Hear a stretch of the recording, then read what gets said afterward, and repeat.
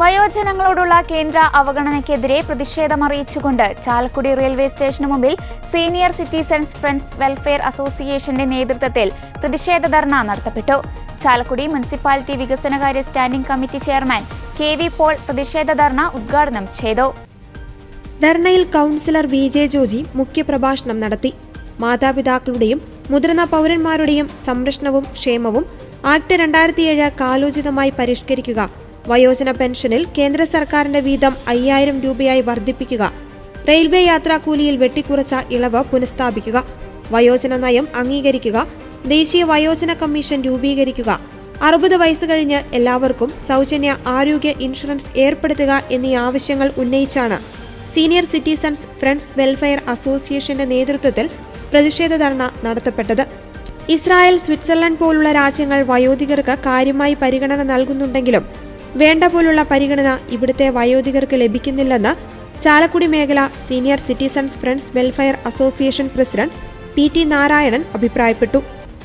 ഞങ്ങൾ ഈ സമരം നടത്തുന്നത് കേന്ദ്ര ഗവൺമെന്റിനോട് ഉള്ള ഗവൺമെന്റിനെതിരായിട്ട് കേന്ദ്ര ഗവൺമെന്റ് 1970 പ്രഖ്യാപിച്ചിട്ടുള്ള സീനിയർ സിറ്റിസൺസിനുള്ള പെൻഷൻ 200 രൂപയാണ് കാലത്ത്.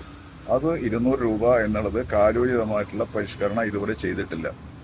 അതുകൊണ്ട് അത് 5000 രൂപയാക്കി വർദ്ധിപ്പിക്കണമെന്നാണ് ഞങ്ങൾ ഡിമാൻഡ് ചെയ്തിട്ടുള്ളത്. ചേട്ടാ, ഇങ്ങനത്തെ ഈ ഒരു സംഘടനയെ പറ്റി, ഈ ഒരു അസോസിയേഷനെ പറ്റി കേരളത്തിലുള്ള എല്ലാ വയോധികർക്കും അറിയാവോ? അറിയാം. ഇതിപ്പോ കേരളത്തിലെ വയോജന കമ്മീഷൻ ഈ കഴിഞ്ഞ മാസത്തിൽ രൂപീകരിച്ചു. ആ കമ്മീഷൻ രൂപീകരിച്ചപ്പോൾ അതില് ഞങ്ങളുടെ അസോസിയേഷന്റെ പ്രതിനിധി അതിനകത്ത് അംഗമാണ്. ഈ അസോസിയേഷനിൽ ആരാണ് അതിൽ അംഗമായിട്ടുള്ള പ്രതിനിധി? പേര് അമരവിള രാമകൃഷ്ണൻ. അദ്ദേഹം ഈ സംഘടനയുടെ സംസ്ഥാന ജനറൽ സെക്രട്ടറിയാണ്. അദ്ദേഹം ഈ കമ്മീഷനിലെ ഒരു അംഗമാണ്.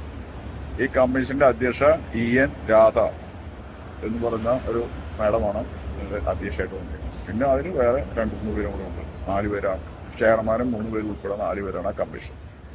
അപ്പോൾ ആ കമ്മീഷന്റെ നേതൃത്വത്തിൽ ആണ് ഈ വയോജന നയം രൂപീകരിക്കുന്ന പുതിയ നയവും കാര്യങ്ങളെക്കുറിച്ച് നമ്മൾ ചർച്ച നടത്തിക്കൊണ്ടിരിക്കുന്നു.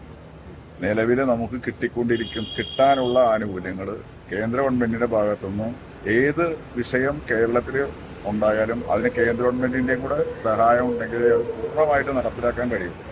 അപ്പോൾ കേന്ദ്ര ഗവൺമെന്റ് 1970 ആവിഷ്കരിച്ച പദ്ധതി അനുസരിച്ച് ഒരാൾക്ക് 200 രൂപയാണ് കേന്ദ്ര പെൻഷൻ കൊടുക്കുന്നത്. ആ പെൻഷൻ കേരളത്തിൽ ഇന്ന് നടപ്പിലാക്കിക്കൊണ്ടിരിക്കുന്നത് 1400 രൂപയാണ് കേരള ഗവൺമെന്റ് കൊടുക്കുന്നത്.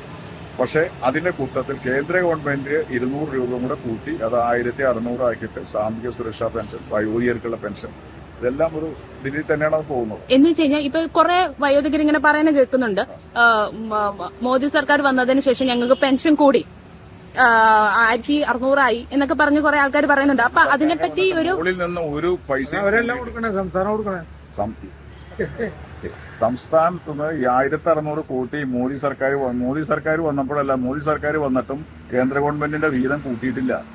ആ വിഹിതം ഇപ്പോഴും അതേപടി 200 രൂപയായിട്ട് തുടർന്നുകൊണ്ടിരിക്കുകയാണ്. അതിന് മാറ്റം വരുത്തണമെന്നാണ് നമ്മൾ പറയുന്നത്.